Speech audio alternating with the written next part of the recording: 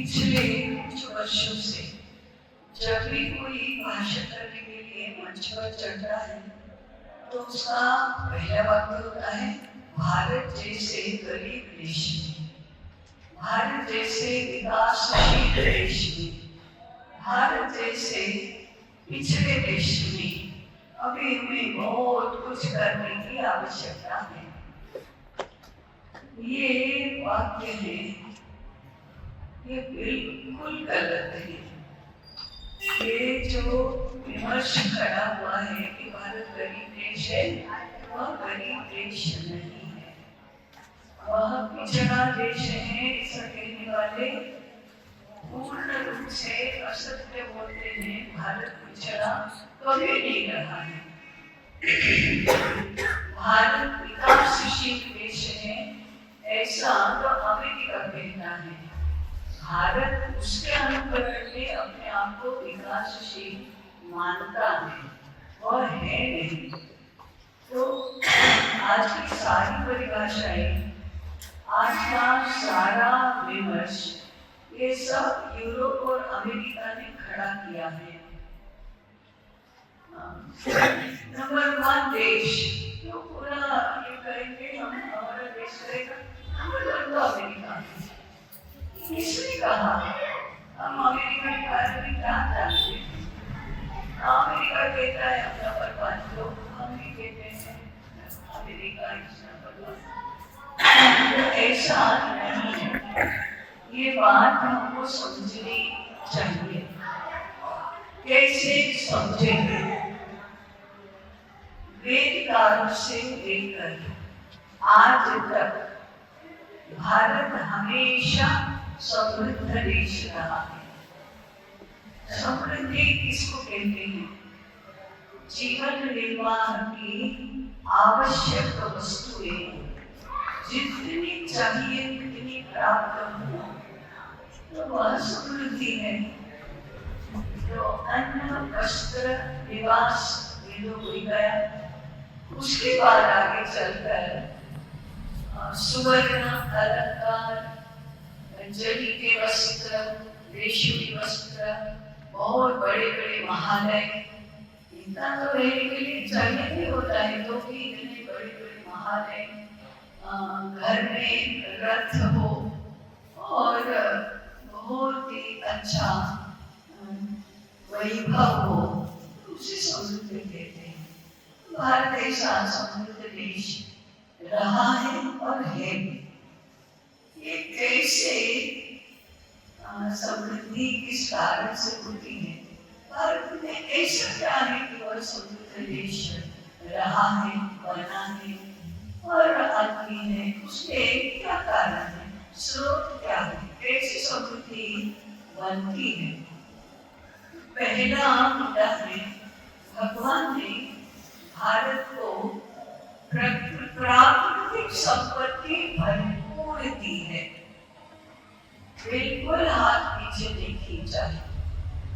भारतीय प्राकृतिक संपदा में क्या होता है? तो पहले तो भूमि, भारत की भूमि अत्यंत उर्वरा शक्ति वाली है, उर्वरा है। अरे धान्य बहुत पैदा होता है, फल, सब्जी, वृक्ष, वनस्पति बहुत पैदा होते हैं। विश्व में ऐसे अनेक देश हैं जिनमें वर्ष में एक ही फसल होती है, बाकी पूरा समय भूमि ऐसी पड़ी रहती है। कुछ तो हमको पता ही है कि कुछ भी होता नहीं है, इसी वक्त भूमि है, परंतु एक ही फसल होती है। ऐसे अनेक देश हैं। कुछ देश ऐसे हैं जहां वर्ष में 2 फसल होती है। भारत ऐसा देश है जिसमें सर्वत्र 2 फसलें तो होती ही है, कहीं कहीं 3 भी होती है। तो ये एक संपत्ति का, समृद्धि का एक स्रोत है भारत की उर्वरा भूमि। दूसरा है भारत के नदियों में जो जल है वह भी उत्तम गुण वाला और पोषक है। अपने स्वास्थ्य के लिए, मन की भावनाओं को अच्छा बनाने के लिए और बुद्धि विकसित करने के लिए भारत की नदियों का जल बहुत उपयोगी ऐसा है। अभी कहाँ से आपने हमें थोड़े बनाया, ये तो भगवान ने बनाया है। भूमि ऐसी उर्वरा है, वो हमने थोड़ी बनाई है, भगवान ने दी है हमको। भारत में, केवल भारत में 6 ऋतुएं हैं वर्ष की, अन्यत्र कहीं 4 है, कहीं 2 ही है। 2 माने गर्मी और वर्षा, कुछ नहीं होती। और कई देश ऐसे जहाँ ठंडी ठंड है और वर्षा है, गर्मी नहीं है। परंतु भारत में 6 ऋतुओं की विविधता है। इस ऋतुचर्या के कारण से ही हमारे साग सब्जियों की, फलों की, धान्य की विविधता निर्माण होती है। भारत का तापमान समशीतोष्ण रहता है, ना बहुत गर्मी ना बहुत ठंडी, जहाँ जिसको जितना चाहिए उतना ठंडी और गर्मी का अनुपात रहता है। भारत की हवा अत्यंत उपयुक्त, हमारे प्राण शक्ति बढ़ाने में अत्यंत उपयोगी इस भारत की हवा है। और आकाश हमारा बहुत समृद्ध, अरे बहुत विशाल ऐसा और स्वच्छ ऐसा आकाश है। तो 5 भाग जो है, पृथ्वी, जल, तेज, वायु और आकाश, भारत को जैसा भगवान ने दिया ऐसा और किसी भी देश को नहीं दिया। और ये सारे समृद्धि के जनक हैं।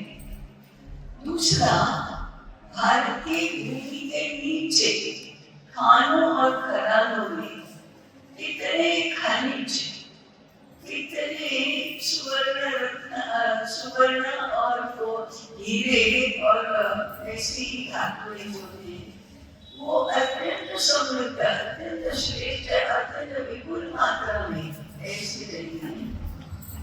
भारत का समुद्र पट्टी बहुत लंबी है।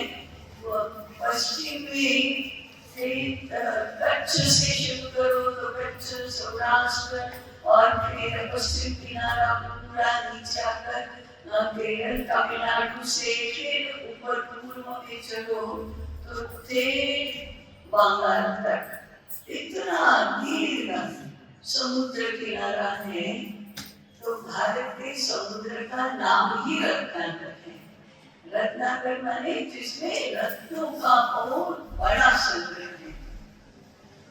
तो भारत के रत्नों में भी जीव, जंतु, वनस्पति और रत्न इतने अधिक हैं, तो फिर समृद्धि है।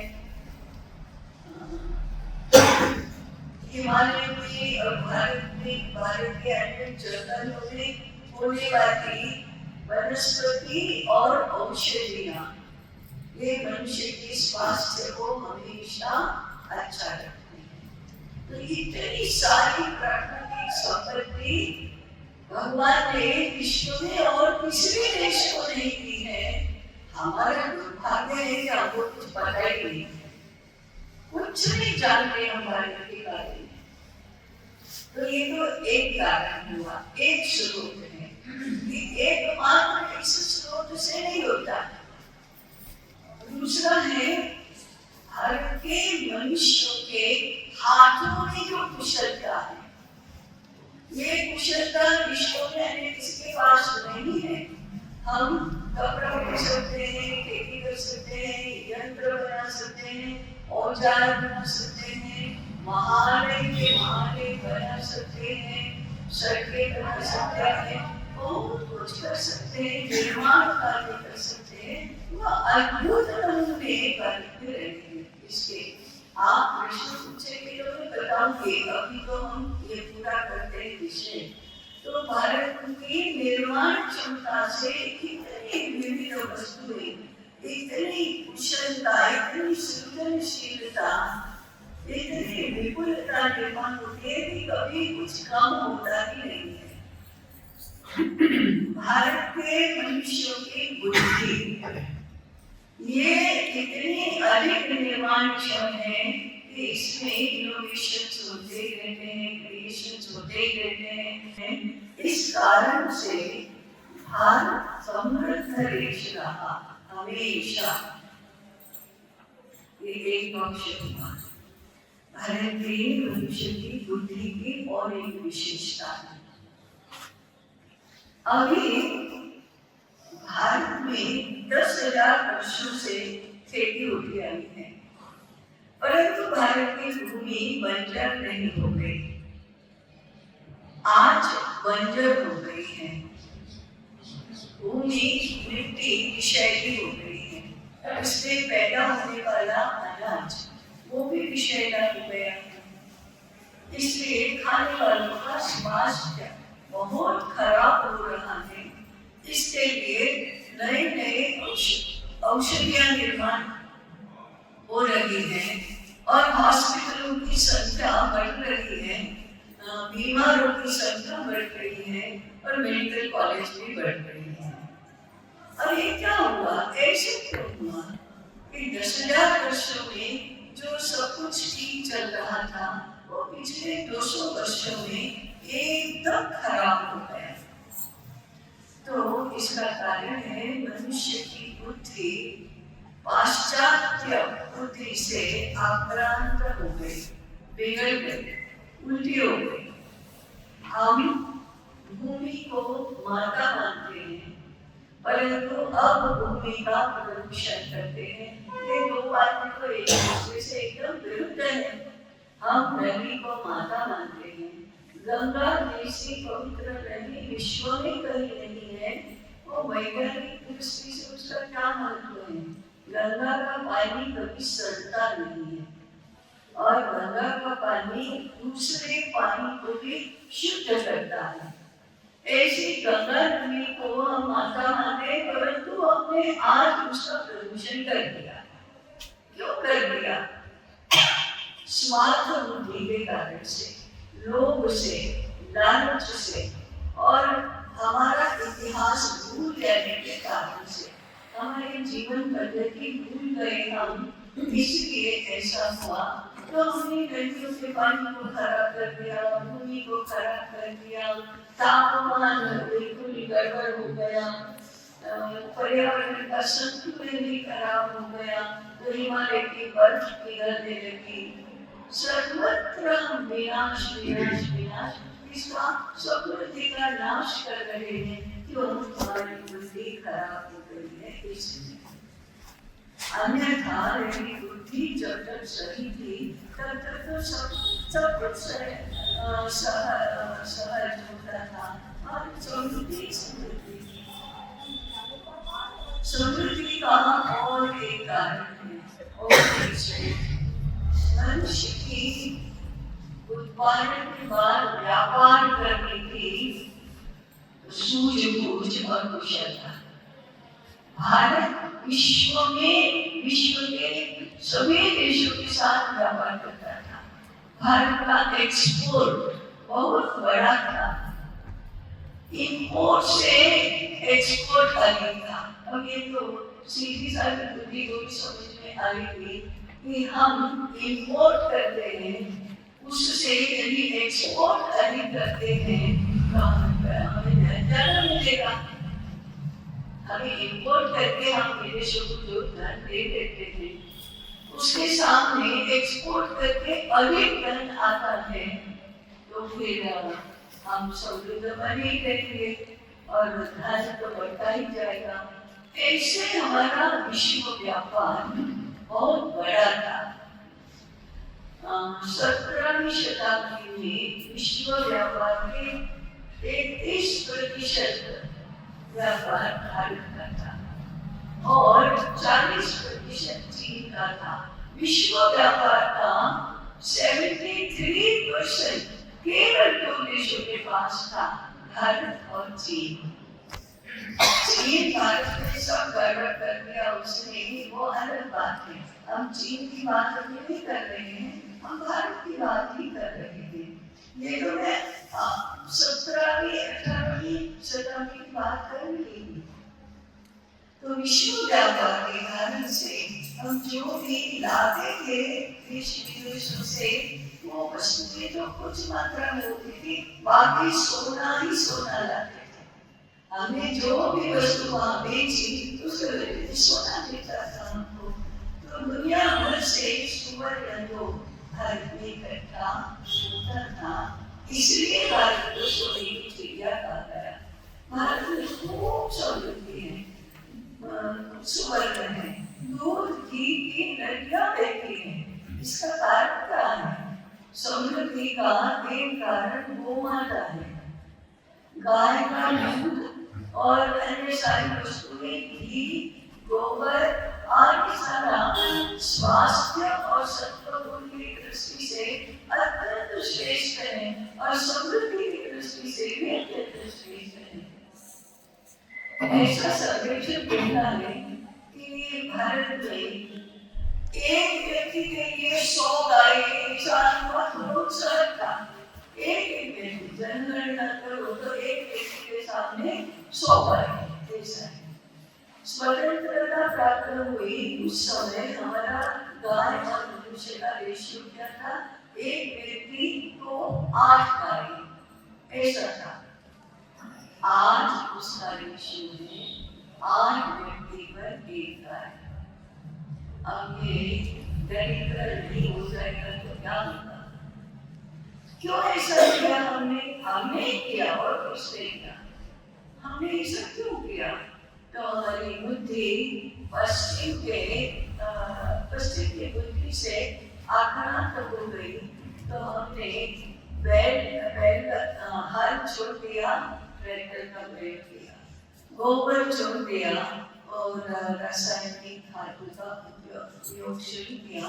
शुरुआत तो वहां से खराब होने की हो गई। जो खेती में नई प्रयोग में आते ऐसे बैलों का क्या होगा? कसाई खाने जाएंगे, मरेंगे, कटेंगे। इस बैलों के कटने का पाप किसका है? पाप तो जिनके पास बैल है उनका ही है। पाप तो हमारा ही है कि हमने खेती करने की पद्धति बदली। सड़क पर बैलगाड़ियां नहीं जाती हैं तो क्या होगा? वो लोग बैलों से नहीं चल जाते। धीरे धीरे हमने गोवंश को कम करते है, क्योंकि गोधन भी है, गाय के साथ वो धन नहीं। ऐसा उसको हमने कसाई खाने में जाने दिया तो ये पाप होने लगा। इसलिए हम दरिद्र बने लगे। विश्व व्यापार कैसे होता था? वो तो जहाजों से होता था, पानी के जहाजों से, क्योंकि हवाई जहाज उस समय था नहीं। पानी के जहाजों को बनाने का सबसे बड़ा केंद्र भारत में था। भारत में कच्छ के मुद्रा सराया, वहां से लेकर हमारे बंदर का कितने अधिक थे और जहाज कैसे बनते थे। हजार क्विंटल जिसमें समा सके वजन माल समा सके ऐसे बनते थे। और 400 यात्री एक साथ यात्रा कर सके ऐसे बनते थे। केवल लकड़ी और अन्य सारी सामग्री और कपड़े की पतला बनानी चाहिए, इससे जहाज चलते थे।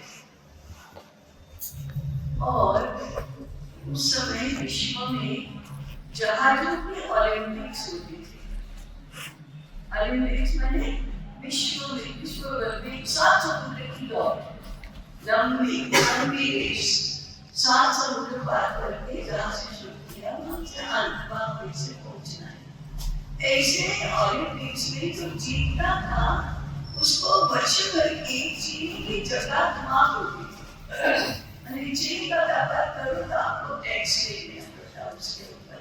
ये उसमें जीतने का आकर्षण था। इसलिए दुनिया के देश उस ओलंपिक्स में भाग लेते थे। परंतु उसमें भाग लेने के लिए जहाज किससे आता था? भारत से। भारत ने बना हुआ जहाज विश्व के सभी नाविक उपयोग में लाते थे। इतना श्रेष्ठ जहाज उपयोग था। ऐसे तो अनेक बातें हैं जिसमें भारत नंबर 1 था।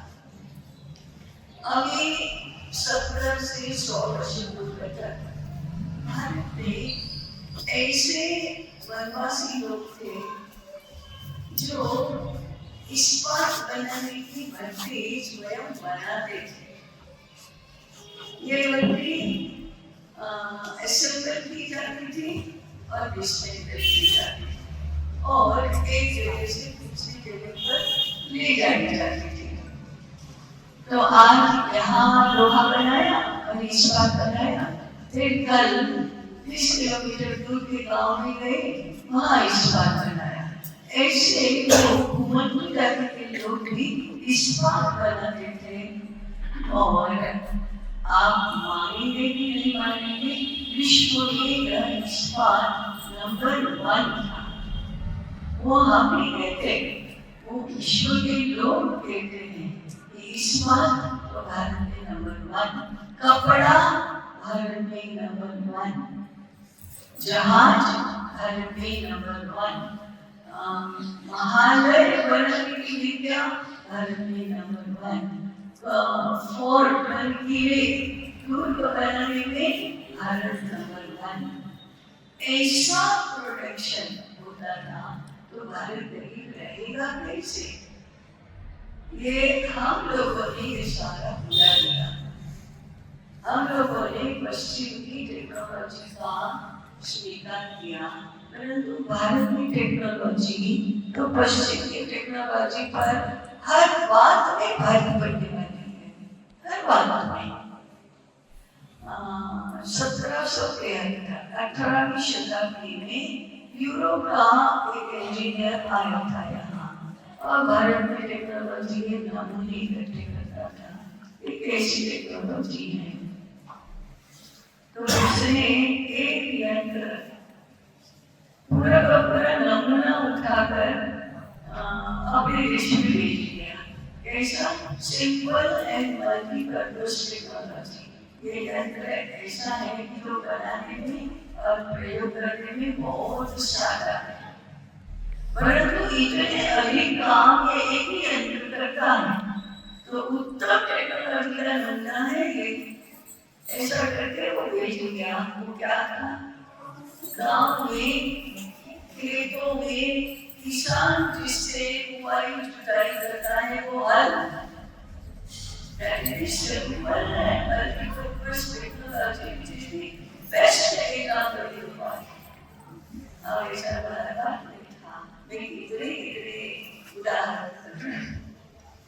तो हम पश्चिम की बुद्धि से आकलन करूंगा, हमारे बारे में कुछ नहीं जानते। हमारी इंजीनियरिंग, हमारी टेक्नोलॉजी, हमारी कपड़ा बनाने की विद्या, हमारी खेती, हमारा इस्पात का उद्योग, हमारे यहाँ वैज्ञानिक शास्त्र नहीं था, विमान बनाने की विद्या, ये सब था। केवल आज ब्रिटिश शिक्षा के प्रताप से ये सब गायब हो गया और हमें अपने बारे में कुछ भी पता नहीं है। हम देखते समृद्ध रहे हैं, श्रेष्ठ गुणों की दृष्टि से तो श्रेष्ठ रहे ही हैं, परंतु भौतिक समृद्धि की दृष्टि से भी हम अत्यंत समृद्ध ऐसे रहे हैं। आज टेक्नोलॉजी, इंजीनियरिंग, साइंस, इसमें मेडिकल साइंस भी प्रमुख है और व्यापार की पद्धतियां, ये सारा का सारा हम भूल गए और हमको लगता है औद्योगिक क्रांति तो इंग्लैंड में हुई और फिर हमारे यहाँ मिल सागरी का बढ़ी। तो सारा ये सारे उद्योग धंधे जो थे वो 18वीं शताब्दी में ब्रिटिशों ने कार्मिकों को मार मार कर भूखों नाश कर दिया। इसलिए भारत गरीब हो गया, क्योंकि उद्योग ही नहीं है। उद्योग करने वाले को करने वालों पर इतना अत्याचार करते हैं, लोग फिर से धंधा करने का साहस ही नहीं कर सकते। ऐसे हमारे उद्योग धंधों का संपूर्ण नाश 18वीं शताब्दी में हो गया। भारत गरीब बन गया। इस रूप में गरीब बन गया। प्राकृतिक संपदा तो ऐसी ऐसी थी, परंतु बुद्धि और हाथ काम करने बंद हो गए। बुद्धि काम करती तो हाथ काम नहीं करते तो बढ़ेगा कैसे? और सामने ब्रिटिशों ने अपनी उत्पादन पद्धति, अपनी व्यापार पद्धति शुरू कर दी और उसने सभी लोगों को मजबूरी करने के लिए पकड़ लिया। जो लोग अपने व्यवसाय के स्वामी थे, मालिक थे, वो इतने भीषण अत्याचार के परिणाम स्वरूप कारखानों में काम करने वाले मजदूर बन गए। ये जो हमारी दुर्दशा है, दुर्गति है, इसके बारे में हम कुछ भी नहीं जानते। हमें करना क्या चाहिए? ऐसे नमूने इकट्ठे करो या कम से कम 5 इकट्ठे करो। भारत का मेडिकल साइंस, भारत की टेक्नोलॉजी, भारत की इंजीनियरिंग, भारत का कॉमर्स, भारत की उत्पादन पद्धति, भारत का व्यापार, भारत का बाजार, भारत की खरीदी की कला, वस्तुएं बनाने की कला, वित्त व्यवस्था की कला, दान और बचत की व्यवस्था, इन सभी बातों ने मिलकर भारत को समृद्ध देश बनाया। इसलिए ब्रिटिश हमारे यहाँ आक्रमण कर लेकर आए। वो एक कारण के भारत को लूटना है, क्योंकि भारत की समृद्धि को इन लोगों ने देखी ही नहीं, कभी कल्पना में नहीं की कि ऐसा भी होता है। वे आकर्षित होकर लूटने के लिए आए। भारत के लोगों पर अत्याचार किया, उनका शोषण किया। भयंकर अत्याचार के कारण से उद्योग धंधे सब नष्ट हो गए। उन्होंने भारत की राज्य व्यवस्था भी अपने हाथ में ले ली और इस कारण से हमारे यहाँ टेक्नोलॉजी का विकास ही नहीं हुआ, खेती का विकास ही नहीं हुआ, उत्पादनों की पद्धति विकसित नहीं हुई। और इन सभी बातों में जो मानवीय दृष्टिकोण चाहिए वो बिल्कुल रहा नहीं, वह अमानवीय बन गया। इनह्यूमन, निर्दय, निष्ठुर, आपका अत्याचार करने में लेशमात्र संकोच ही नहीं है। ऐसे लोग बनते गए। ऐसे लोगों ने आक्रमण कर करके हमारे सृजन को, अच्छे कार्यक्रमों को ही निठल्ले बना दिया, बेरोजगार बना दिया, मजदूर बना दिया। और फिर भी अब उसको काम नहीं है, हाथों को काम नहीं है। अब हाथों को काम है तो उनको करना नहीं है, वृत्ति नहीं है। और करते भी हैं, वृत्ति भी है तो अच्छा करना आता भी नहीं है। क्वालिटी मेंटेन कैसे होगी? क्वांटिटी नहीं होगी, क्वालिटी भी नहीं होगी। आज हमारी शिक्षा ऐसे निठल्ले लोगों को पैदा करते हैं जिनको कुछ हाथ से काम करना ही आता है, देखिए बुद्धि में दिमाग क्षमता ही नहीं है। और जिस उल्टे बुद्धि ने सर्वत्र प्रदूषण कर दिया है, तो फिर सोने की चिड़िया तो मर जाएगी इस प्रदूषण के कारण से, और मर गई सोने की चिड़िया। अब उसको पुनः जिंदा करके फिर से वो चहचहाहट सुनाएंगे हमको चिड़िया की, सोने की चिड़िया की, ऐसा हमने करना। इसलिए अर्थशास्त्र को समझना ये भी अत्यंत आवश्यक है। जितना समय है उतने समय में यदि आपको प्रश्न पूछते हैं तो आप पूछ सकते हैं।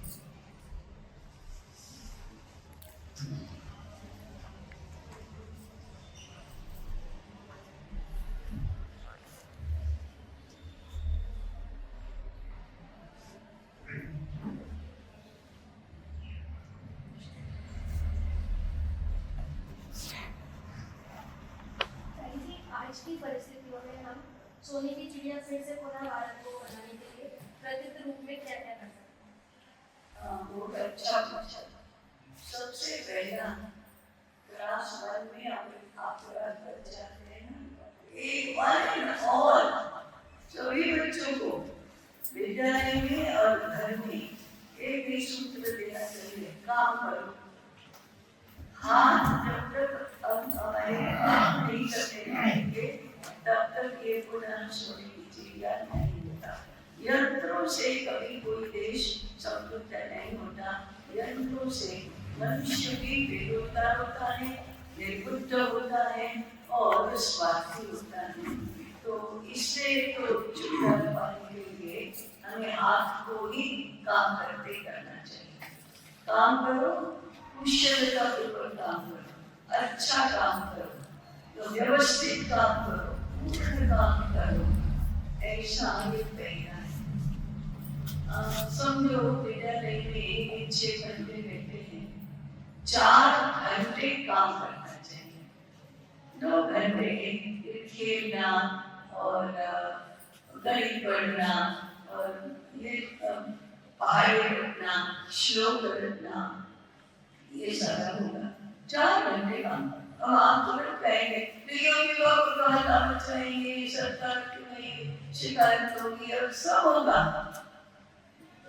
परंतु काम करना आप 4 घंटे नहीं कर सकते, 8 घंटे से शुरुआत करो और 4 घंटे तक पहुंचो। अब विद्यालय में कोई ऑब्जेक्शन लेगा, घर में कौन लेगा? घर में काम करना सिखाओ। मुद्दा मुद्दे की बात तो यही है कि घर में काम करना सिखाना चाहिए। दूसरा, श्रम की प्रतिष्ठा होनी चाहिए। हम श्रम करने वाले को मजदूर कहते हैं। वास्तव में श्रम सभी ने करना चाहिए, राजकुमार है तो भी करना चाहिए और कारीगर कुमार है तो भी करना चाहिए और व्यापार कुमार है तो भी करना चाहिए। तो श्रम करो और बड़े लोग यदि श्रम करेंगे तो छोटे लोगों को श्रम करने में श्रम नहीं आएगी, गौरव का अनुभव होगा। तो श्रम की प्रतिष्ठा कर।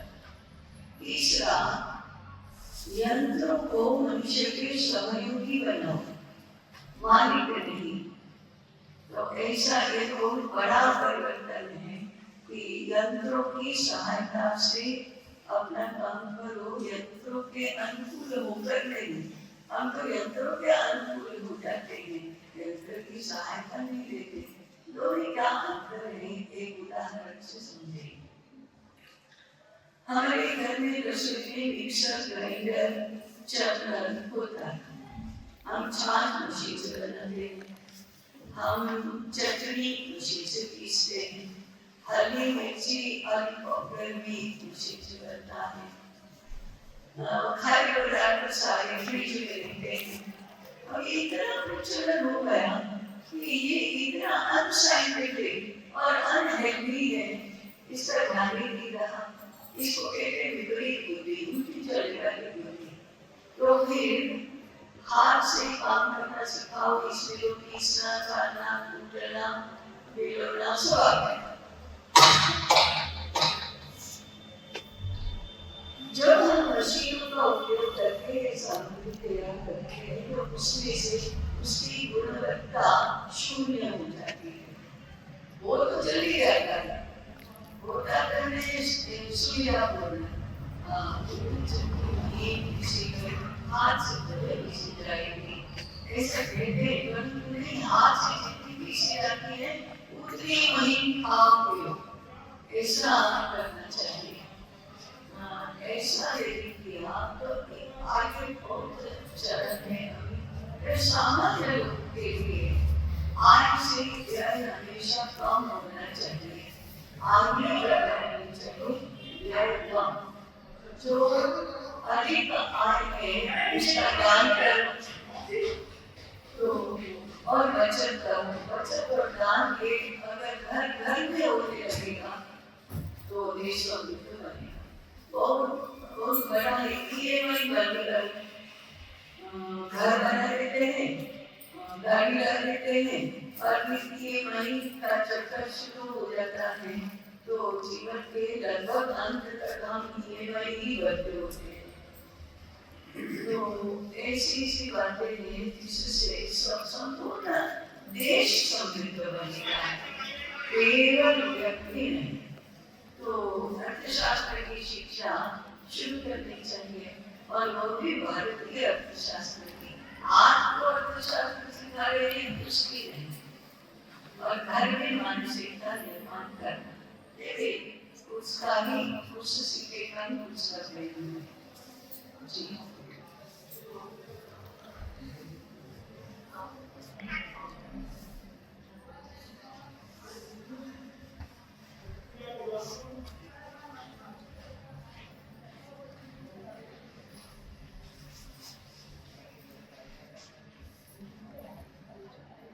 हाँ जी, बोलने के बाद के सत्र में अभी भाषण रखा गया, तो क्या होगा? जाग रहे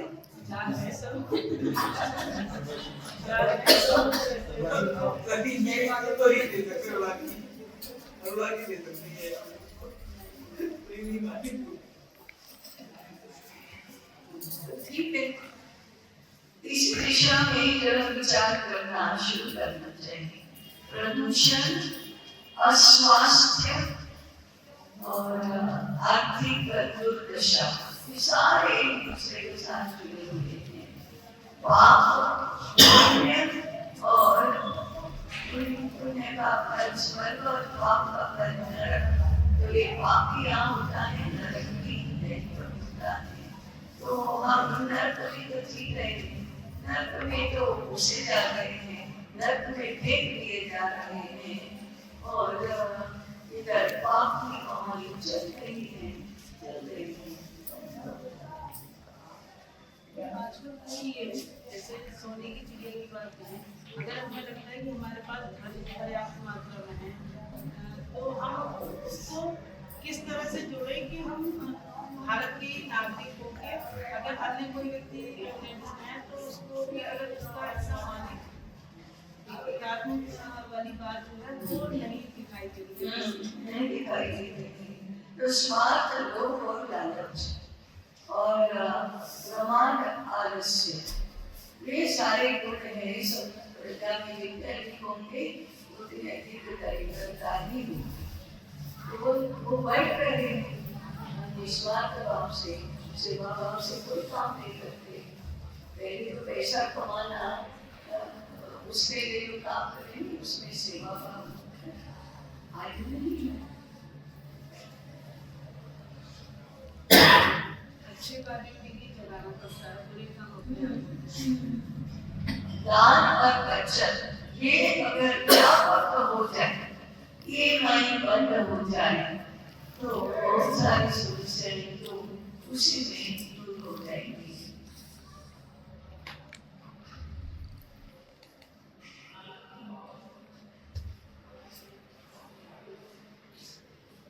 ठीक है, समय भी हो गया है, तो अभी हम यहाँ पूर्ण करते हैं। आज बहुत ही अच्छा योग आया, लेकिन बैठक हो रही है। केंद्र के बारे में मैंने सूचित किया ही था कि क्या क्या करके एक बार सुनिश्चित कर लेना। तो पूर्ण करें। जी जी, तो पूर्ण करते हैं आज की ये बैठक कल्याण मंत्र से। मैं आज बोलूंगी, आपको दोहराना है।